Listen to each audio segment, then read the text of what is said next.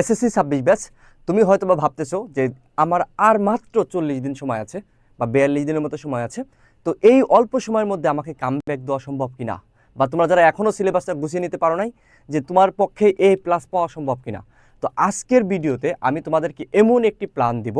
তো এই ভিডিওটি তুমি যদি শুরু থেকে একদম শেষ পর্যন্ত, ছোট্ট একটা ভিডিও হবে, শুরু থেকে শেষ পর্যন্ত যদি তুমি দেখো তাহলে মাত্র 38 দিনে তোমার সকল বিষয় তুমি কিন্তু শেষ করতে পারবা।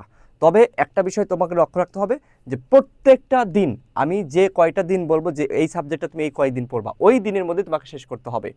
তোমার যেহেতু এখন হাতের সময় আছে কম, তোমাকে কিন্তু এখন ঘুমিয়ে থাকলে হবে না। একদিন সমান 24 ঘন্টা, 24 ঘন্টার মধ্যে তুমি একদিনে কয় ঘন্টা পড়াশোনা করবা, কিভাবে পড়াশোনা করবা, টোটাল বিষয় নিয়ে আমি ভিডিওতে আলোচনা করব। তো প্রথমে বলে নিই, তোমরা যারা এই চ্যানেলে একদম নতুন তারা অবশ্যই কী করবা বলো তো, চ্যানেলটি সাবস্ক্রাইব করবা এবং ডেসক্রিপশনে দেখো আমাদের হোয়াটসঅ্যাপ গ্রুপ দেওয়া আছে। তুমি সকল ক্লাসের ভিডিও এবং আপডেট গাইডলাইন সব কিছু পেতে অবশ্যই কি হোয়াটসঅ্যাপ গ্রুপে জয়েন করবা। পাশাপাশি তোমার যারা ফ্রেন্ড সার্কেল আছে তাদেরকেও কিন্তু এখানে জয়েন করাবা। ওকে, তো আসো আমরা দেখি আমাদের মানে অনেকগুলো তোমাদের সাবজেক্ট আসলে, ঠিক আছে, অনেকগুলো সাবজেক্ট। তো আমি কয়েকটা সাবজেক্টে তুমি কয়দিন করে পড়বা সেই বিষয়টা আমি তোমাদেরকে বলে দিচ্ছি। দেখো তোমার গ্রুপ সাবজেক্ট, তোমরা যারা আমি এখানে সায়েন্সের গ্রুপ সাবজেক্টগুলো লিখছি, এখানে দেখো G1 বলতে গ্রুপ 1। তোমরা যারা অন্য গ্রুপের আছো, ব্যবসায়ী শিক্ষা বা মানবিকের বা দাখিলের, তোমরা কিন্তু তোমাদের দাখিলের জন্য কিন্তু তোমাদের কি বলতো এখানে কিন্তু এক্সট্রা আরও ক্লাস কি বলতো সাবজেক্ট অ্যাড হবে, ঠিক আছে, যারা দাখিল থেকে পরীক্ষা দিবা, যারা দাখিল থেকে পরীক্ষা দিবা, ঠিক আছে, দাখিল থেকে যারা পরীক্ষা দিবা তাদের গ্রুপ সাবজেক্ট আরও অ্যাড হবে এখানে, আর কয়েকটা মাদ্রাসাতে অনেকগুলো আছে। তো যাই হোক, তো এখন আসো আমি জাস্ট এক্সাম্পল হিসেবে সায়েন্সের গ্রুপ সাবজেক্টগুলো এখানে রেখেছি। তো দেখো এখানে গ্রুপ 1 মানে গ্রুপ সাবজেক্ট 1 ধরো ফিজিক্স। এখন ফিজিক্সে তোমার 7টা অধ্যায় আছে। তো তুমি এই মুহূর্তে 7টা অধ্যায় পড়তে গেলে মাথা নষ্ট হয়ে যাবে, তুমি 6টা অধ্যায় পড়বা, যে কোনো 6টা অধ্যায়। ধরো প্রথম অধ্যায়টা যদি তুমি বাদ দাও তাহলে 6টা অধ্যায় থাকে। এই 6টা অধ্যায় তুমি পড়বা কয় দিনে ভাইয়া? এই 6টা অধ্যায় পড়বা, আমি লিখে দিচ্ছি, এই 6টা অধ্যায় পড়বা তুমি কি বলো তো মাত্র 3 দিনে। এখন দেখো 3 ডেজ। এখন তুমি যদি এই 6টা অধ্যায় 3 দিনে পড়তে না পারো তাহলে কিন্তু হবে না, কারণ তোমার হাতে কিন্তু এখন ওই পরিমাণ সময় নেই। আর একজন স্টুডেন্ট ধরো তুমি কোনো রকম পড়ছো, তুমি যদি চাও একদিনে ফিজিক্সের 2টা অধ্যায় পড়া সম্ভব না বলো? সম্ভব কিন্তু। কারণ কি, তুমি একটা বইয়ের তুমি কি পড়বা, জাস্ট এখন তুমি সূত্রগুলো দেখবা কি কি টপিকস আছে, তোমাদের অল্প অল্প টপিকস থাকে, 5-7টা সূত্র আছে, 10টা সূত্র আছে, দেখে ফেলবা। দেন তুমি কি করো বলো তো, এই সূত্র দেখবা, ধরো তুমি কি 30 মিনিট আগে দেখলা বা 40 মিনিট দেখলা, দেখার পরে তুমি কি করবা, জাস্ট একদম বোর্ড কোশ্চেনে চলে যাবা। বোর্ডের তুমি যদি একদম ধরে ধরে তুমি যদি প্রথম তোমার কাছে যে বই থাকুক, যে টেস্ট পেপার থাকুক, যে গাইড থাকুক, যাই থাক না কেন, প্রথম 10টা সিকিউ সলভ করে ফেলো, বাকিগুলো সব তোমার কি বলো তো একই রকম, ঠিক আছে। প্রথম 10টা সবগুলো করবা, পরেরগুলো দেখবা যে কি ভিন্ন আছে কিনা, ভিন্ন ভিন্ন মিলা সব মিলা একটা তোমার চ্যাপ্টারে কি বলতো 15 থেকে 20টা তুমি কি বলতো সিকিউ সলভ করবা। আর তোমাকে এখানে সবচেয়ে বেশি এফোর্ট দিতে হবে কোথায় বইয়া বলতো, তোমাকে সবচেয়ে বেশি এফোর্ট দিতে হবে হলো এমসিকিউতে, কারণ এমসিকিউতে কিন্তু ঝামেলা পড়ে যাবে না হলে। তো একটা অধ্যায়ের অ্যাটলিস্ট তুমি 200 থেকে 300 এমসিকিউ সলভ করা উচিত। এবং আমাদের কি আছে, এসকিউ আছে। তুমি যখন তুমি ওই যে সিকিউগুলো সৃজনশীল যখন সলভ করতে যাবা, তোমার কাছে গাইড বা টেস্ট পেপারে কিন্তু এসকিউগুলো আছে। সো তুমি একদিনে যদি এখন এই মুহূর্তে এসে একদিনে তোমার কতক্ষণ পড়া উচিত, নিজে অ্যাটলিস্ট 12 থেকে 14 ঘন্টা পড়া উচিত। তুমি ধরলাম তুমি 12 ঘন্টা পড়লা, তাহলে 12 ঘন্টা যদি পড়ো তাহলে একটা চ্যাপ্টারে তুমি কি বলো তো 6 আওয়ার করে পাচ্ছ। ইচ চ্যাপ্টারে তুমি কত বলো তো 6 আওয়ার করে পাচ্ছ। এখন তুমি যদি এটাকে 14 ঘন্টা করে পড়ো তাহলে কি 7 ঘন্টা করে পাবা। এখন তোমার যেহেতু পরীক্ষা, তোমার তো A+ লাগবে, লাগবে না? আচ্ছা, কার কার A+ লাগবে তারা জাস্ট একটু কমেন্টে লেখো, ইনশাআল্লাহ আমি A+ পাবোই, ঠিক আছে। তো এবার আসো যে আমাদের এই যে তুমি পড়লা একটা চ্যাপ্টার 6 ঘন্টা এনাফ, কারণ এখন তোমাকে সব প্র্যাকটিস করার দরকার নাই, board question, just board question, বুঝতে পারছো? তুমি 2-3 ঘন্টা এমসিকিউ করবা, 2 ঘন্টা সিকিউ করবা, আর 1 ঘন্টা কি বলতো আদার্স সব কিছু করে ফেলবা। তাহলে ফিজিক্স তুমি 3 দিন পড়বা। কেমিস্ট্রির ক্ষেত্রেও তুমি কি বলতো, কেমিস্ট্রি তুমি 3 দিনের মধ্যে শেষ করবা। একদিন তুমি কি পড়বা বলতো, একদিন পড়বা শুধু জৈব যৌগ জীবাশ্ম যেটা আছে, আর বাকি 2 দিন অন্যগুলো পড়ে ফেলবা, ইজিলি পড়া যাবে। বায়োলজি তুমি 3 দিনে শেষ করে ফেলতে পারবা ইজিলি। আমাকে হায়ার ম্যাথ, এটা কি তোমার 3 দিনের শেষ হবে? অনেকের হবে, অনেকের হবে না, তো এটাকে আমি ধরলাম 4 দিন। তাহলে দেখো এই যে 3, 3, 9 আর 4 কত বলো তো 13। এখানে দেখো তোমরা যারা দাখিলের আছো তোমাদের এই গ্রুপ সাবজেক্টগুলোতেও অ্যাড হবে, সেই সময়টা আমি বের করে দিচ্ছি। দেখো জেনারেল ম্যাথ তুমি কয়দিন পড়বা বলো তো? জেনারেল ম্যাথও তুমি 4 দিন পড়বা, জেনারেল ম্যাথ 4 দিন। ইংলিশ ফার্স্ট পেপার এবং সেকেন্ড পেপার তোমাকে শেষ করে ফেলতে হবে 5 দিনের মধ্যে, 5 দিনের মধ্যে শেষ করে ফেলতে পারবা কিনা বলো? সম্ভব, কিন্তু প্যাসেজ পড়লে একদিন সবগুলা, দেন তোমার কি বলো তো রিটেনগুলো পড়লা একদিন, মানে যাই হোক 5 দিনে তুমি কি শেষ করে ফেলবা ইংলিশ। আর বাংলা ফার্স্ট পেপার শেষ 4 দিন, মানে শেষের এগুলো আমি 38 দিনের জন্যই বলছি, কারণ আমাদের হাতে এখন সময় আছে কয়দিন, 42 থেকে 43 দিনের মতো সময় আছে। সো তুমি ওই শেষ 5 দিন বাদ দিলে, ঠিক আছে, তাহলে বাকি থাকে কয়দিন, 38 দিন। তাহলে বাংলা ফার্স্ট পেপার শেষ 5 দিন পড়বা, শেষ 4 দিন অ্যাটলিস্ট, ঠিক আছে, মনে রাখবা শেষ 4 দিন, শেষ 4 দিন। তো এটা কিন্তু বাদ দিয়ে আমি হিসাব করতেছি, এটা বাদ দিয়ে আমি 38 দিনের কথা বলছি, 38 দিনে কামব্যাক হবে। কারণ এই বাংলাটা তোমার এখন পড়ার দরকার নাই, তুমি পরীক্ষার আগে শুরু হওয়ার আগের 4 দিন বা 5 দিন পড়বা।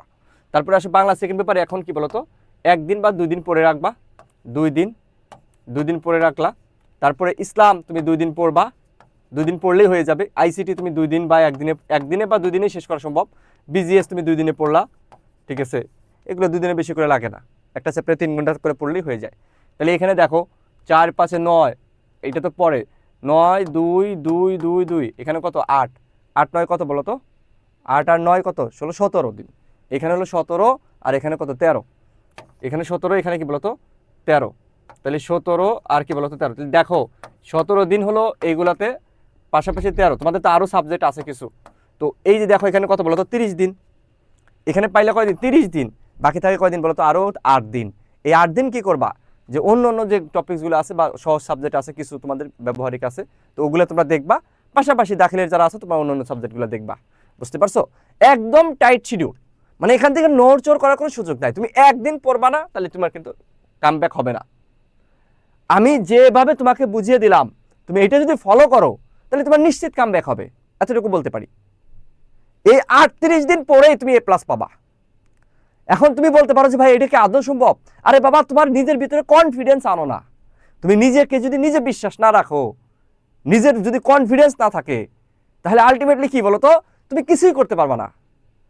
আর নিজের উপর যদি কনফিডেন্স থাকে যে না আমি পারবোই, তাহলে দেখবা তুমি 38 দিন পরেই তুমি A+ পেয়ে ফেলছো। সিরিয়াসলি বলছি, আমি সত্যি বলছি।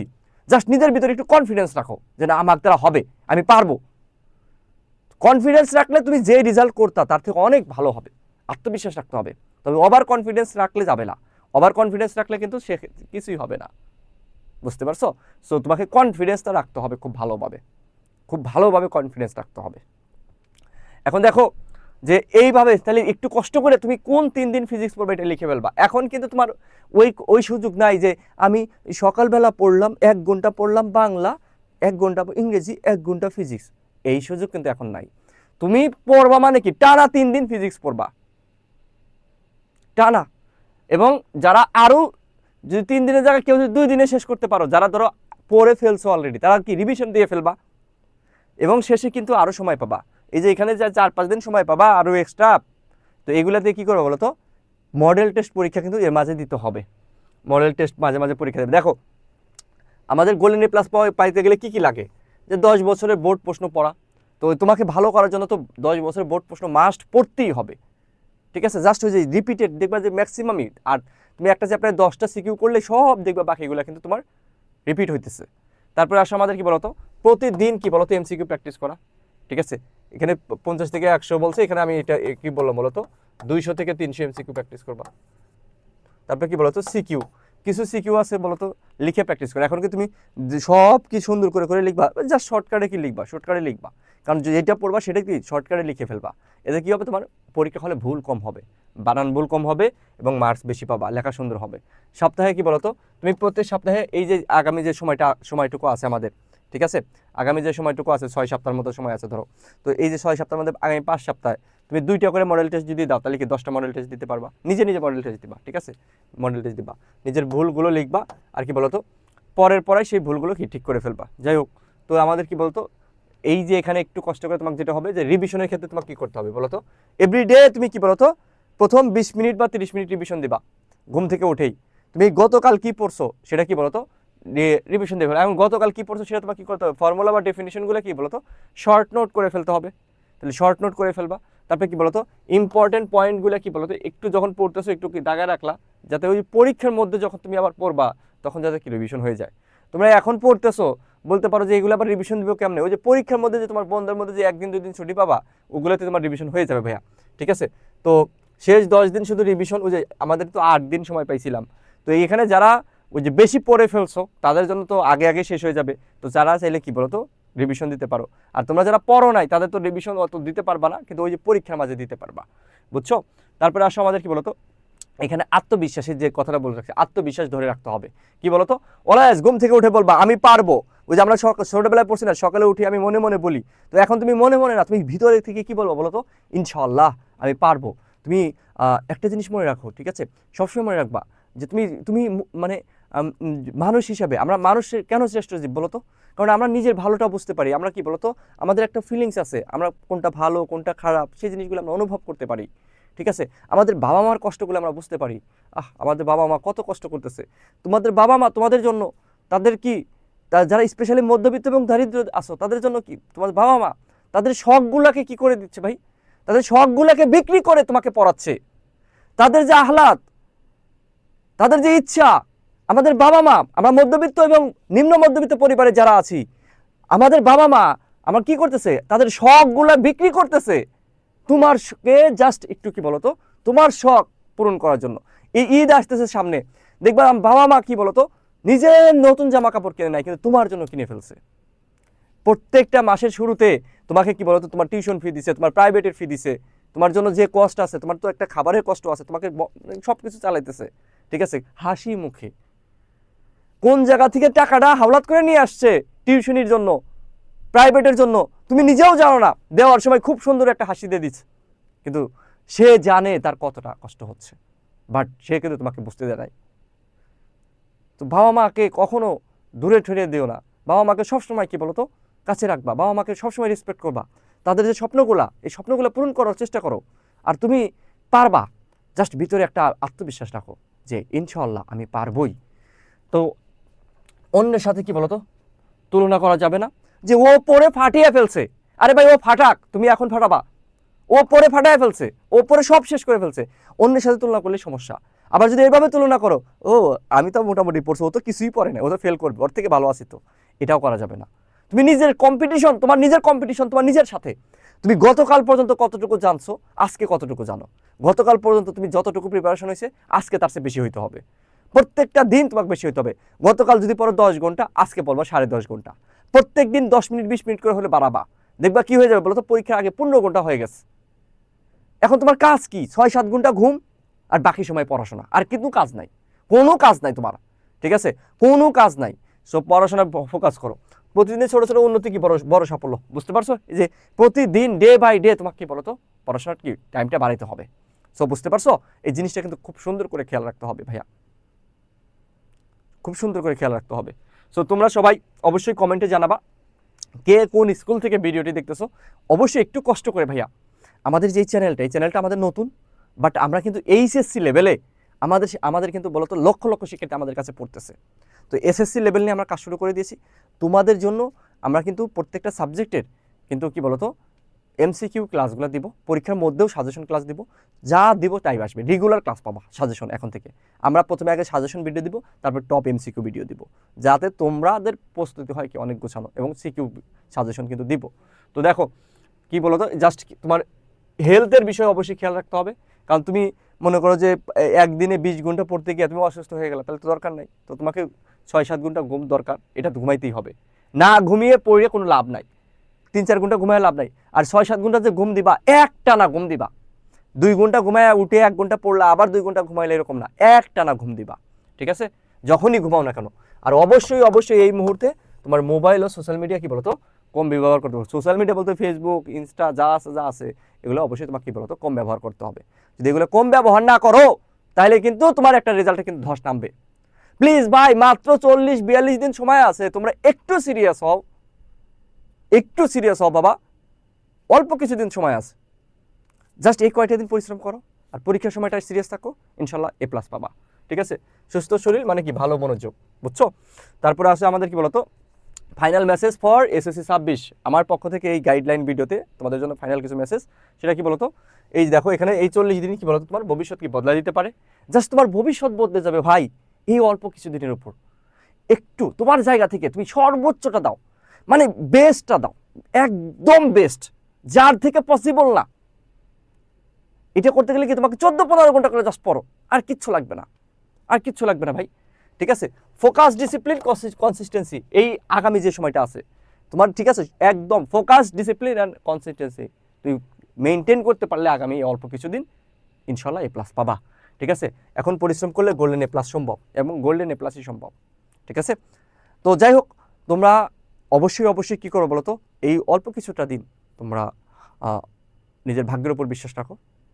আর আল্লাহ তাআলা বলেছেন, ঠিক আছে, মানুষ যা চায় তাই সে পায়। এখন তুমি কি চাও এটা টোটালি তোমার উপর ডিপেন্ড করে। যদি তুমি এ প্লাস চাও তাহলে তুমি এ প্লাস পাবা, জাস্ট সেই অনুযায়ী পরিশ্রমটা করতে হবে। এখন সময়ের হিসাবে তোমাকে পরিশ্রমটা করতে হবে। তুমি যদি 6 মাস ধরে পড়ো তাহলে সেটা যতটুকু সময় দিয়ে পড়বা, তুমি যদি 1 মাসে সেই পড়াটা শেষ করতে চাও তাহলে কি অনেক 6 মাসের পড়াই 1 মাসে শেষ করে ফেলতে হবে। সো আবারও বলছি, মানুষ যা চায় সে তাই পায়। তোমাদের জন্য অনেক অনেক শুভকামনা রইল। ইনশাআল্লাহ দেখা হবে বিজয়। আসসালামু আলাইকুম।